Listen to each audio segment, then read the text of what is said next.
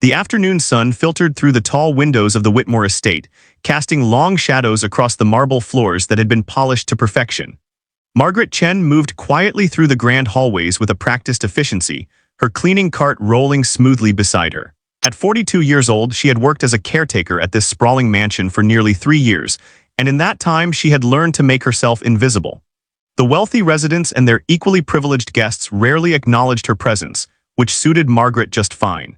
She preferred the solitude, the steady rhythm of her work, and the generous paycheck that allowed her to support her elderly mother back in their small apartment across town. Margaret had not always been a caretaker. There was a time when her name carried weight in certain circles, when her fingers danced across piano keys in concert halls that seated thousands. She had been a prodigy once, winning competitions throughout her childhood and adolescence, earning a full scholarship to one of the most prestigious music conservatories in the country. Her professors had called her gifted, extraordinary, destined for greatness. But life, as it often does, had other plans. When her father passed away suddenly during her final year of university, leaving behind mounting medical debts and no life insurance, Margaret had been forced to make an impossible choice. Her mother, already frail and struggling with her own health issues, needed care and financial support. The concert halls and recording studios would have to wait. At first, Margaret told herself it would be temporary. She would work for a year, maybe two, get her mother stabilized, pay off the debts, and then return to music. But 1 year became 3, then 5, then 10. The piano that had once been the center of her universe slowly became a distant memory, something she thought about late at night when sleep refused to come. She sold her beloved Steinway to cover her mother's surgery. She turned down the few performance opportunities that came her way because she could not afford to miss work.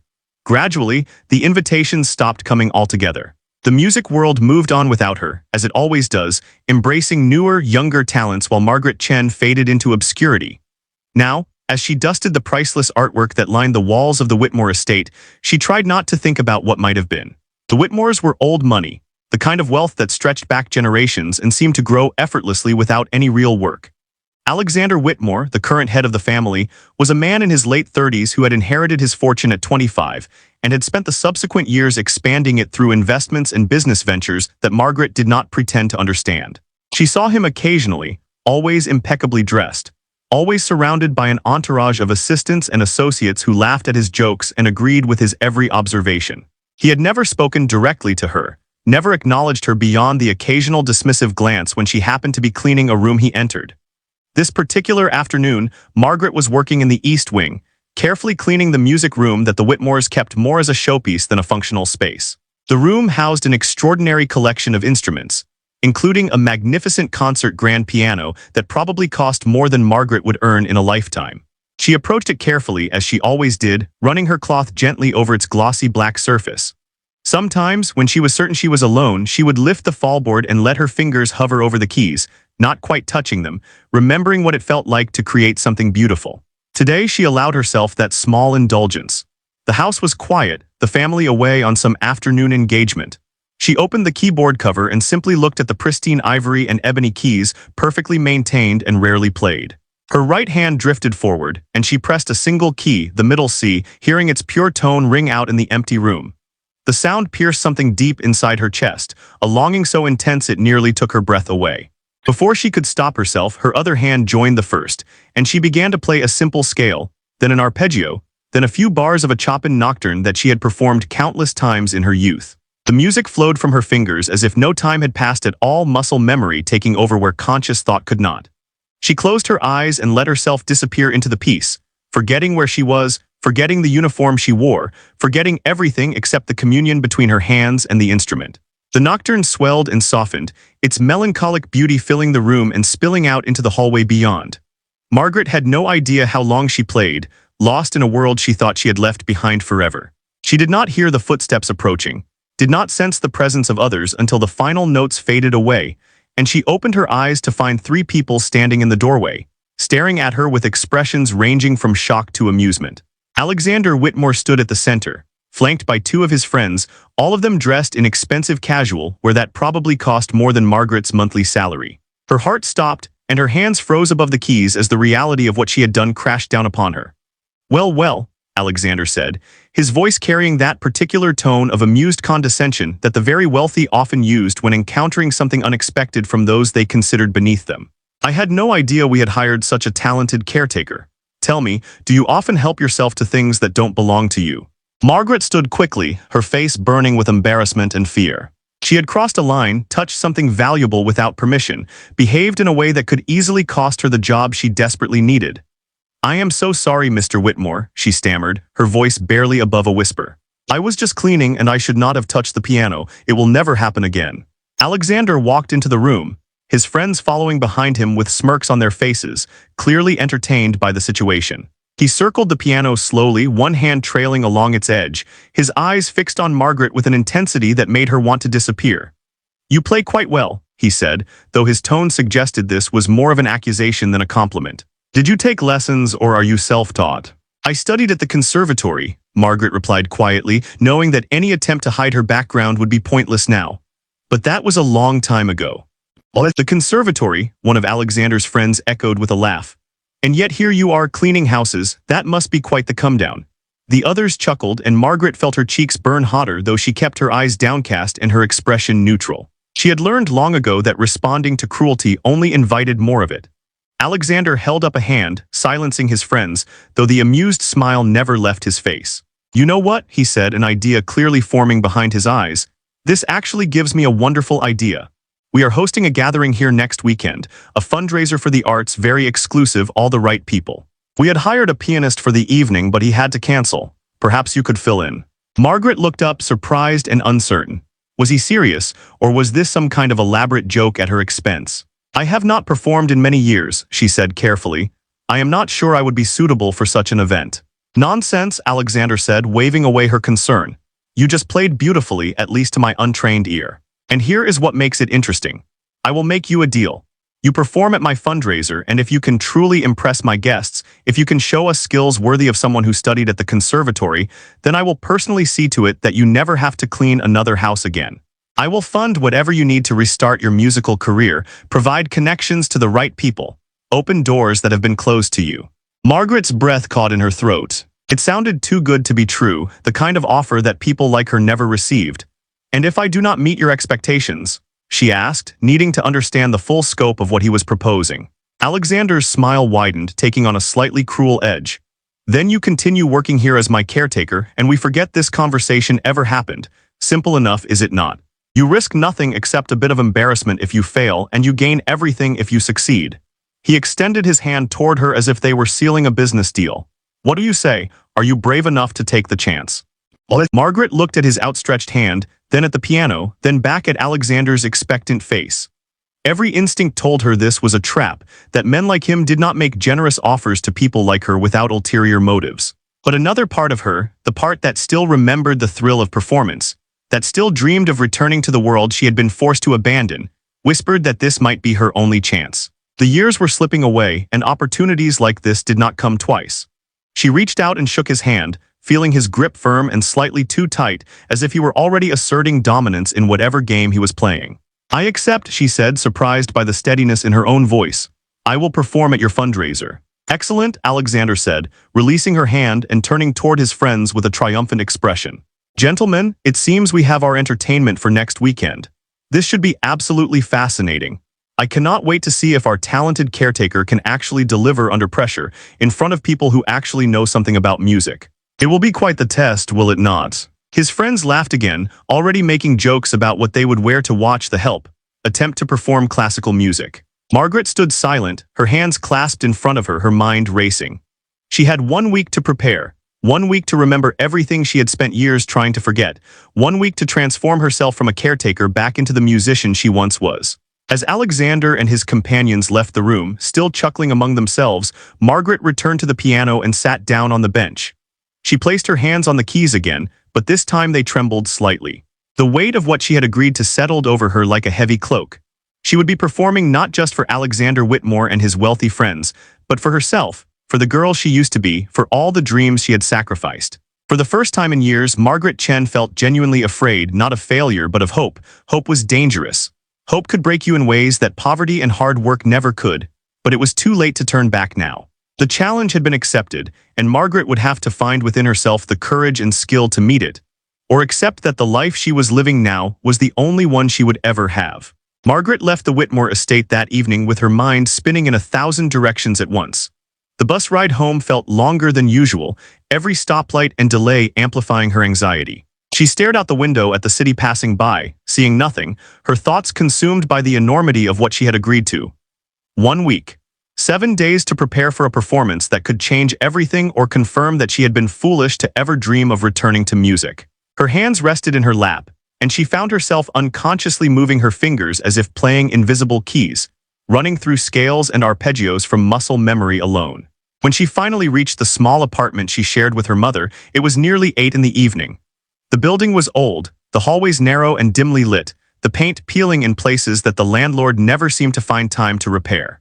But it was home, and it was paid for through Margaret's steady work.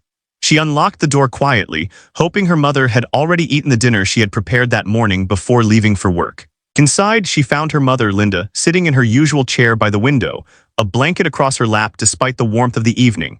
At 70 years old, Linda Chen had grown frail, her once vibrant energy reduced to careful movements and frequent rest. But her mind remained sharp and her eyes brightened when Margaret entered. "You are home late," Linda observed in Mandarin, the language they still spoke together in private moments. "Did something happen at work?" Margaret set down her bag and moved to kiss her mother's forehead before settling into the chair across from her. For a moment, she considered not saying anything, keeping the whole situation to herself to avoid worrying her mother or building false hope. But they had always been honest with each other, especially after her father's death had taught them both that secrets and silence only created more pain. So Margaret told her everything, from the moment she had allowed herself to play the piano, to Alexander Whitmore's unexpected proposal, to the performance that now loomed before her like a mountain she had forgotten how to climb. Linda listened without interruption, her weathered hands folded in her lap, her expression unreadable. When Margaret finished, silence filled the room for several long moments. Finally, her mother spoke, her voice soft but firm. "You have been given a gift," she said. "Not the gift of this man's proposal, which may be sincere or may be cruel, but the gift of remembering who you are. For too long, you have buried yourself in work and sacrifice, and I have watched you disappear a little more each year. This performance, regardless of what comes after, gives you a chance to be Margaret Chen the musician again, even if only for one night." "I am terrified," Margaret admitted, feeling tears prick at the corners of her eyes. "What if I have waited too long? What if my hands are not fast enough anymore? What if my memory fails? What if I embarrass myself in front of all those people?" "Then you embarrass yourself," Linda said with a gentle smile. "And the sun will still rise the next morning, and you will still be my daughter, and you will still have more courage than most people ever find in their entire lives. But Margaret, what if you succeed? What if you walk onto that stage and remember what it feels like to be truly alive, to do the thing you were born to do? Would that not be worth the risk?" Margaret wiped her eyes and nodded, feeling something hard and protective inside her chest begin to crack open. "I do not even have access to a piano to practice," she said, the practical concerns rushing back. "I cannot use the one at the estate, not without permission, and I certainly cannot afford to rent studio time for a week." Her mother was quiet for another moment, then reached for the phone on the side table. "Do you remember Mr. Park, your old teacher from the conservatory? He retired several years ago, but I believe he still lives in the city. He always said you were his most talented student. Perhaps he would be willing to help." Linda's fingers were already dialing a number she apparently still remembered by heart, and Margaret felt a surge of gratitude and love for this woman who had given up so much for her, who even now in her frailty was fighting to give her daughter a chance at redemption. The phone call led to another, and by the end of the evening, arrangements had been made. Mr. Park, now in his 70s but still passionate about music, had been shocked and delighted to hear from his former star pupil. He had a piano in his home, a beautiful instrument he maintained meticulously, and he insisted that Margaret come practice there every evening after work.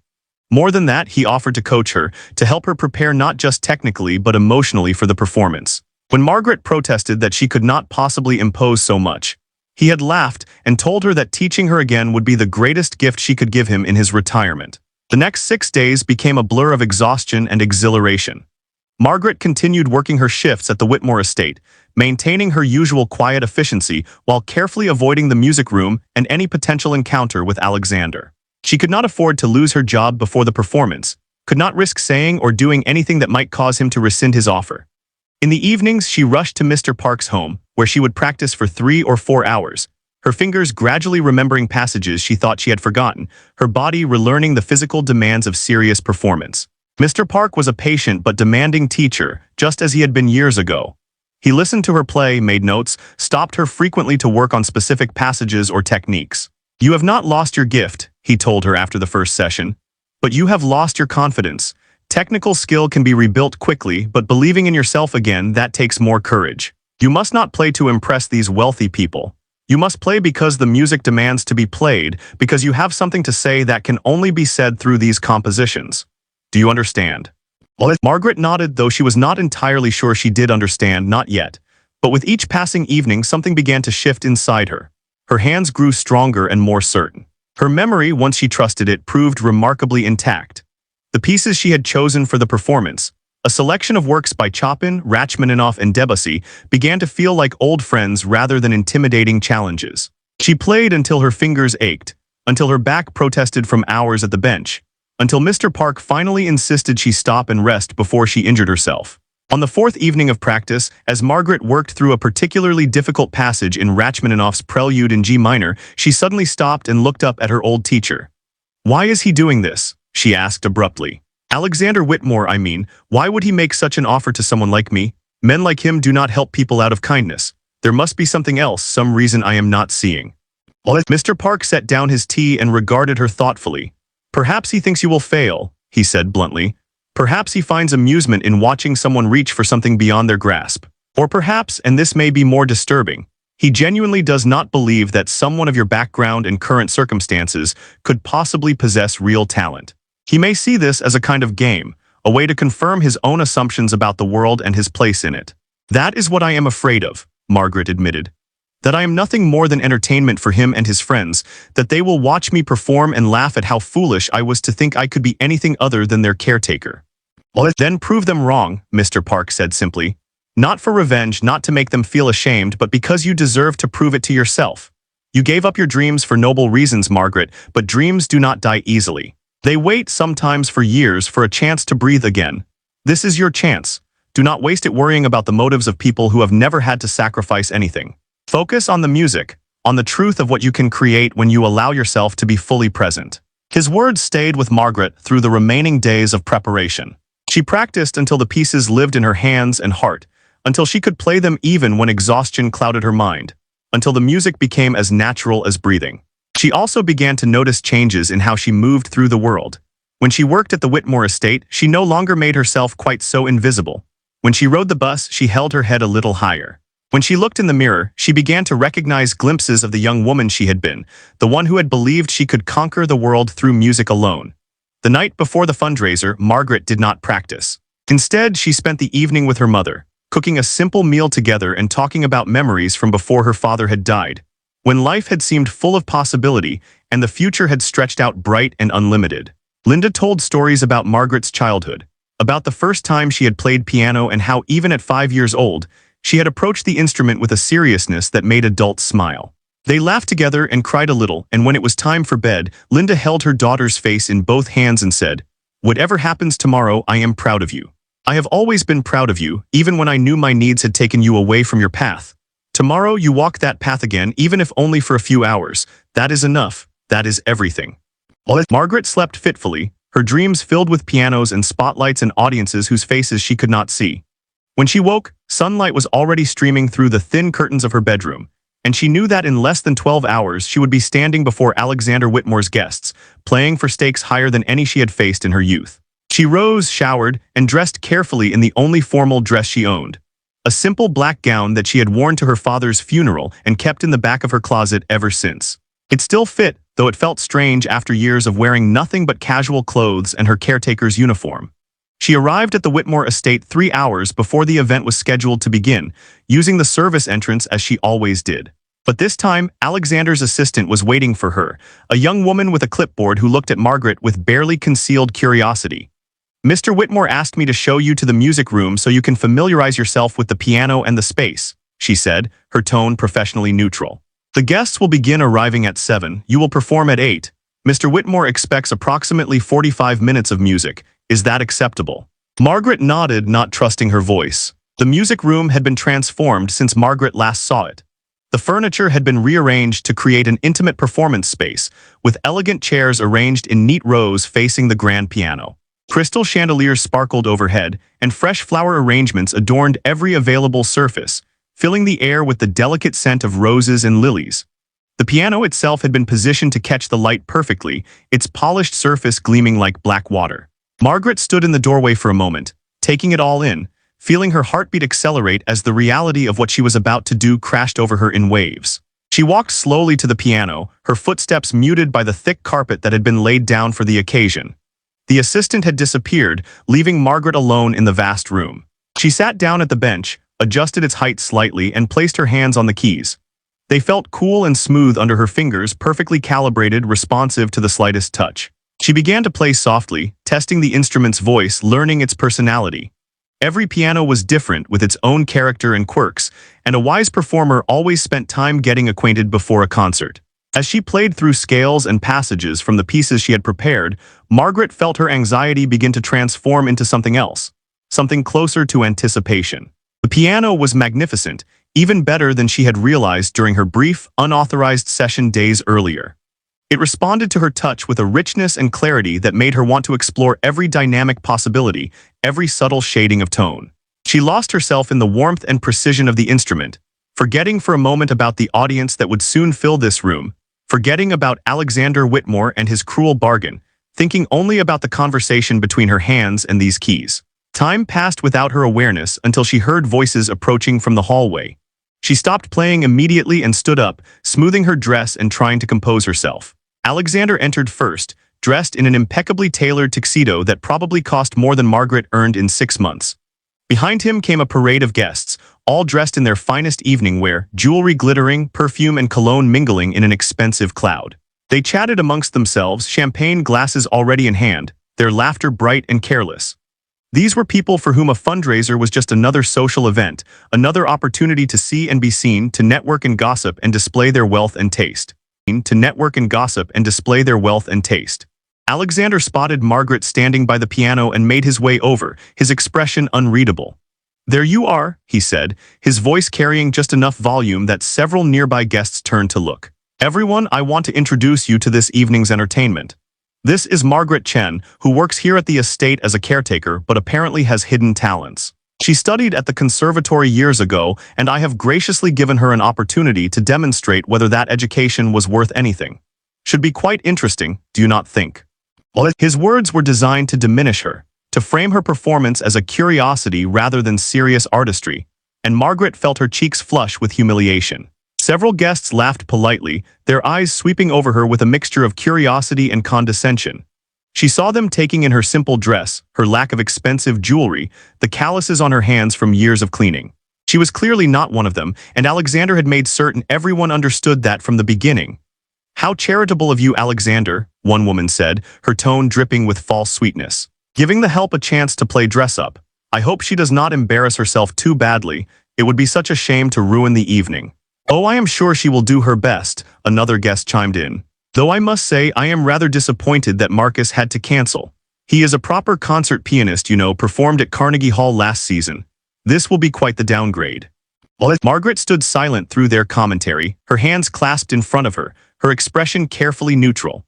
She had learned long ago how to endure the casual cruelty of people who had never known hardship, who had never had to choose between their dreams and their responsibilities. She let their words wash over her without response, conserving her energy for the performance ahead.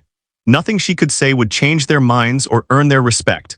Only the music could do that, if anything could. Alexander seemed pleased with the reaction he had provoked, his smile widening as more guests arrived, and he repeated his introduction, each time emphasizing Margaret's status as hired help, each time framing the performance as an experiment rather than a legitimate concert.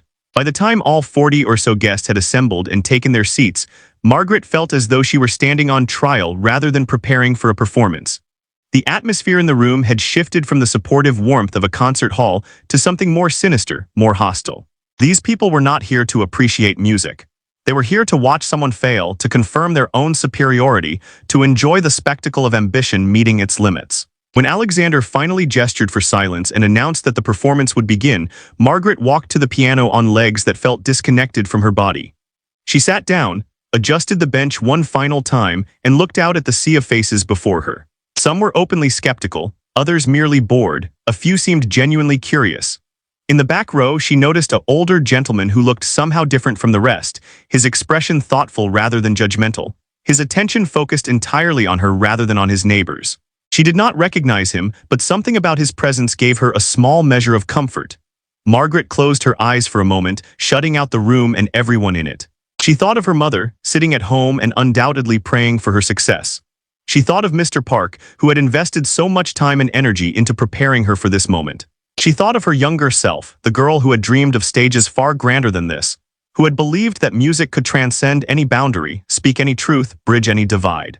And then she placed her hands on the keys and began to play. She had chosen to open with Chopin's Nocturne in E-flat major, a piece that began softly, almost tentatively, like a hesitant confession. Her fingers moved across the keys with a delicacy that drew the listeners in despite themselves, creating a spell of sound that demanded attention. The melody unfolded like a story, melancholic and beautiful, speaking of longing and memory and the passage of time. Margaret poured everything into those opening phrases, all her years of sacrifice and struggle, all her buried dreams and deferred hopes. She did not play for Alexander Whitmore or his mocking guests. She played for herself, for her father's memory, for every person who had ever been told they were not good enough, not worthy enough, not born into the right circumstances to deserve their dreams. The nocturne swelled and softened, its central section more passionate and urgent before returning to the gentle opening theme, now transformed by everything that had come between. When Margaret played the final, fading notes, she kept her hands on the keys for a moment, letting the sound die away completely before she moved. Then she opened her eyes and looked up, and what she saw surprised her. The room had gone completely silent. The mocking expressions had vanished, replaced by something that looked almost like shock. Even Alexander, standing against the wall with his arms crossed, had lost his smug smile. Without giving them time to react or comment, Margaret immediately moved into her second piece, Debussy's Clair de Lune.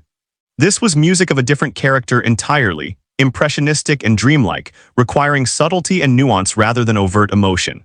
Her hands seemed to float over the keys, drawing out colors and textures that transformed the piano into something almost orchestral. The piece shimmered and flowed, its famous melody emerging from cascades of arpeggios like moonlight breaking through clouds. Margaret lost herself completely in Debussy's sound world, no longer aware of the audience, no longer conscious of anything except the music itself and the transcendent beauty it could create when played with complete commitment and understanding. The applause that followed was noticeably louder, more genuine. Margaret heard someone whisper "extraordinary" and someone else murmur, "Where did she learn to play like that?" But she did not pause to acknowledge the shifting mood. She had prepared a complete program, and she intended to deliver it in full. She moved directly into a set of Chopin mazurkas, dance-inspired pieces that showcased her technical facility and rhythmic precision. Her fingers flew across the keys with a speed and accuracy that made the difficult passages sound effortless, though she knew from her hours of practice exactly how much control and concentration they required. By the time she reached the centerpiece of her program, Rachmaninoff's Prelude in G minor, the atmosphere in the room had completely transformed. The guests were no longer skeptical observers but engaged listeners, leaning forward in their seats, following every phrase and dynamic shift with visible attention. This was the piece Margaret had worried about most during her preparation, technically demanding and emotionally exhausting, requiring both power and delicacy, both thunderous fortissimos and whisper-soft pianissimos. But her hands knew it now, had practiced it until it lived in her muscle memory and her heart. She attacked the famous opening chords with a controlled ferocity that made several audience members visibly startle, then shaped the subsequent phrases with a tenderness that created the contrast Rachmaninoff had intended. The prelude built to its climactic moments with an inexorable logic, Margaret's entire body engaged in the act of creating this massive sound from the piano. Her years of physical labor had given her a strength she had not possessed as a young student, and she used it now to draw every possible ounce of tone from the instrument. The music filled the room like a physical force, overwhelming and inescapable. And when she finally brought it to its dramatic conclusion, the silence that followed felt charged with electricity. Then the applause erupted, loud and prolonged, and Margaret heard several people actually stand up, though she still did not look up from the keyboard. She concluded her program with a return to Chopin, the Ballade No. 1 in G minor, a piece that had always felt to her like a complete emotional journey compressed into less than 10 minutes. It required everything a pianist could give: technical mastery, interpretive depth, physical stamina, and emotional courage. Margaret saved nothing for after, pouring all her remaining energy into this final statement. The ballade swept through its contrasting sections, pastoral and violent, tender and aggressive, before building to its torrential coda. Her hands raced through the final passages with a precision and intensity that surprised even her. And when she struck the final decisive chords, she finally allowed herself to stop, to breathe, to come back to herself. The applause was thunderous now, unrestrained and genuine. Margaret stood slowly and turned to face her audience for the first time since she had begun playing. What she saw astonished her. These people who had regarded her with contempt and amusement less than an hour ago were now on their feet, clapping enthusiastically, some with tears visibly streaming down their faces. She saw the older gentleman from the back row making his way forward, his expression transformed into something close to wonder. She saw Alexander Whitmore still standing against the wall, his arms no longer crossed, his expression unreadable but no longer smug. And then she saw, to her complete shock, that several of the guests who had mocked her earlier were now approaching the piano, wanting to speak with her, to shake her hand, to offer congratulations and praise. The music room erupted into animated conversation as guests surrounded Margaret, their earlier condescension replaced by effusive compliments and questions. She stood by the piano, still somewhat dazed from the intensity of the performance, trying to process the sudden shift in how these people were treating her. Women who had looked through her as though she were invisible now grasped her hands and told her the performance had moved them to tears.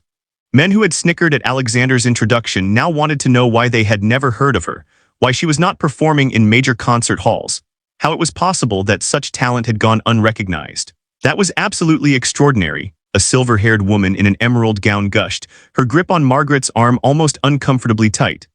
I have attended concerts all over the world, and I must say, your interpretation of that Rachmaninoff was as powerful as anything I have heard from the so-called masters. You simply must tell me where you have been performing. I want to attend your next concert.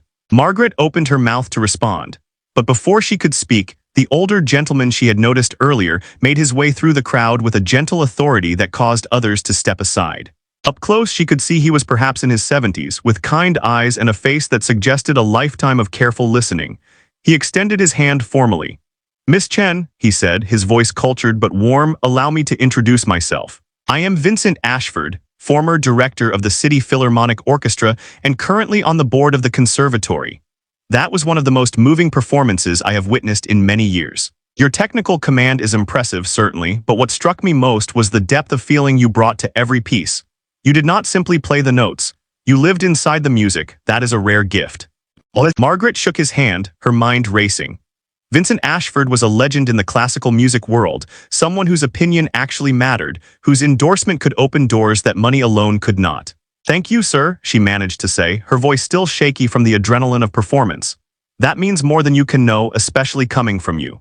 Tell me," Ashford continued, his gaze thoughtful and assessing, "why have you not been performing? Alexander mentioned you studied at the conservatory, which means you would have studied under Park, I assume. He was always an excellent judge of talent. What happened after you graduated?" The question was asked kindly, with genuine curiosity rather than judgment, but it still felt like a knife sliding between Margaret's ribs.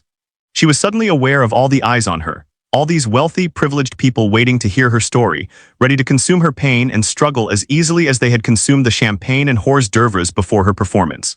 She glanced past Ashford and saw Alexander watching from across the room, his expression still unreadable but his attention completely focused on her. "I left the conservatory in my final year," Margaret said quietly, choosing her words carefully. "My father became ill and then passed away, leaving significant medical debts. My mother needed care. I had to make choices that took me away from music for a time. Life does not always cooperate with our artistic ambitions." A murmur of sympathetic sounds rippled through the gathered crowd, but Margaret could also sense the slight pulling back, the subtle distancing that happened when wealthy people were reminded of the precariousness that characterized most people's lives. They could appreciate her as an artist, marvel at her talent, but her actual circumstances made them uncomfortable, reminded them of realities they preferred not to acknowledge. All except Vincent Ashford, whose expression only grew more thoughtful and, if possible, more respectful. "How long has it been since you performed publicly?" he asked. "Nearly 20 years, Margaret admitted, and heard the gasps and exclamations this confession provoked. "Tonight was the first time I have played for an audience since I was 23 years old." "Impossible," someone said from the crowd. "No one could play like that after 20 years away from performance. The technique alone would require constant practice, constant maintenance." "I assure you it is quite possible," Margaret replied, a hint of steel entering her voice despite her exhaustion. "Perhaps it simply requires more motivation than you can imagine. When something is taken from you, when you sacrifice what you love most for reasons you cannot control, you do not forget it. You carry it with you, waiting for any chance, however small, to reclaim it. Alexander chose that moment to finally approach, his steps measured and deliberate. The crowd parted for him instinctively, their host and benefactor, the man whose opinion would ultimately determine what happened next. He stopped a few feet from Margaret, studying her with an intensity that made her want to look away, but she held his gaze steadily. She had given him what he asked for. She had demonstrated her skills, met his challenge, played as well as she knew how to play. Now it was his turn to honor his word, though she still had no idea whether he actually intended to do so. That was quite a performance, Alexander said finally, his voice carefully neutral. I must confess I did not expect such a level of artistry. You surprised me, Miss Chen, which does not happen often. He paused, and Margaret could feel the entire room holding its breath, waiting to see what he would do next, whether he would keep his promise or find some way to minimize what she had accomplished. Before Alexander could continue, Vincent Ashford stepped forward, his hand still resting lightly on Margaret's shoulder. Alexander, I hope you realize what you have here, he said, his tone friendly but firm. This young woman is not simply a competent pianist. She has the potential to be something truly special. I would very much like to discuss with Miss Chen the possibility of her returning to serious study and performance.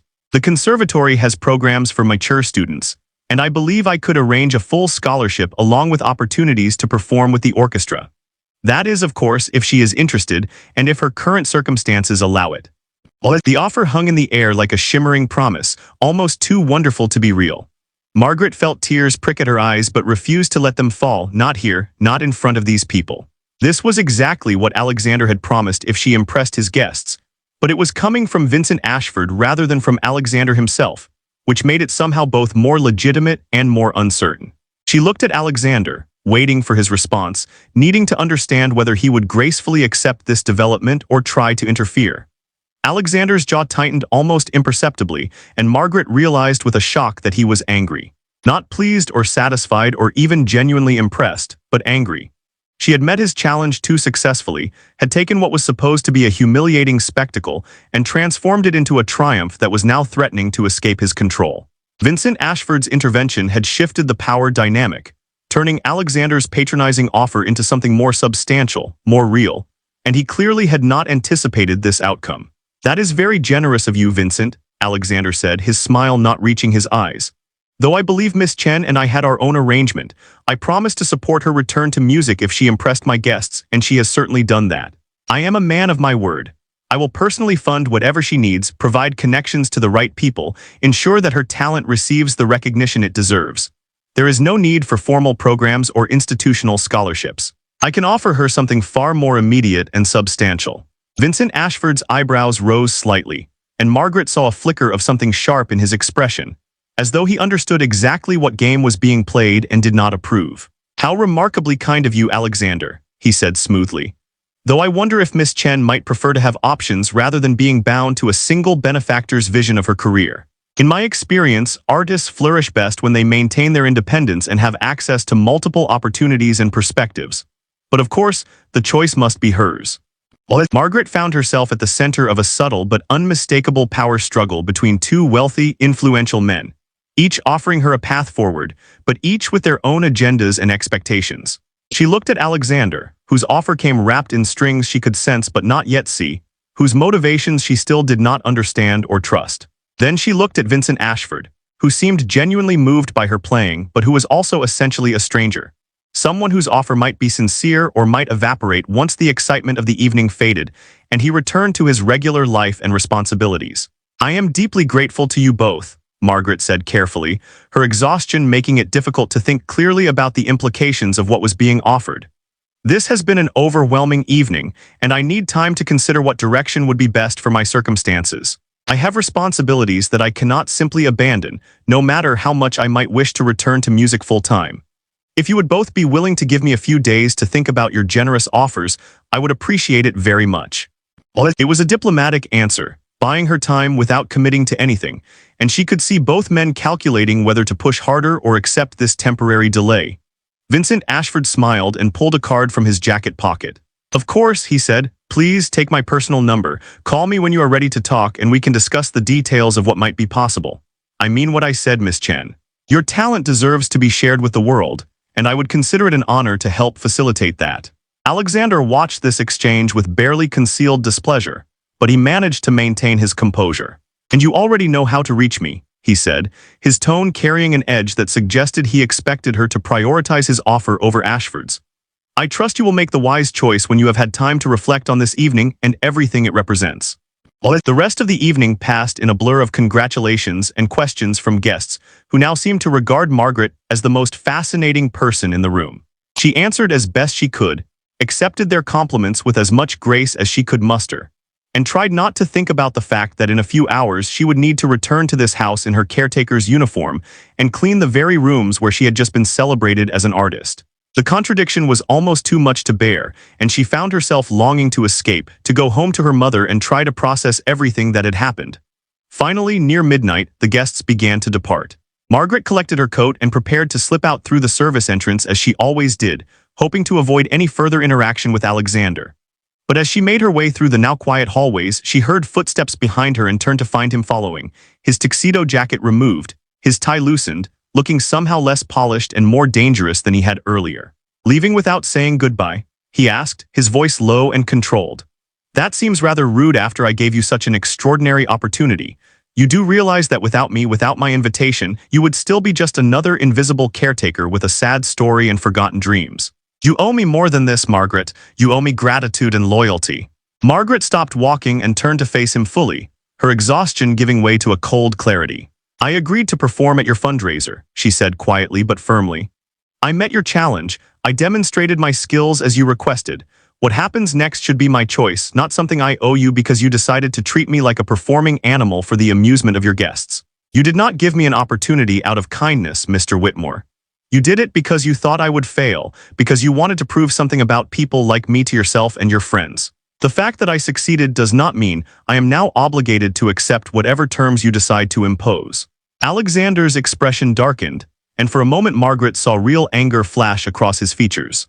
"You have no idea what you are turning down," he said, his voice dropping to something close to a threat. "Vincent Ashford's promises mean nothing. He makes grand gestures all the time and then forgets about them when the next interesting thing comes along.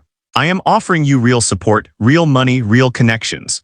But if you are foolish enough to reject that, then I suppose you can go back to cleaning toilets and mopping floors and wondering what might have been.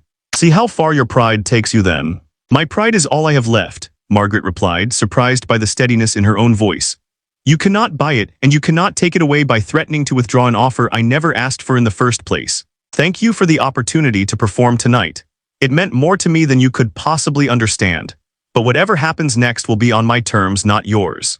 She turned and walked away before he could respond, her heart pounding but her steps steady. She did not look back. But her steps steady.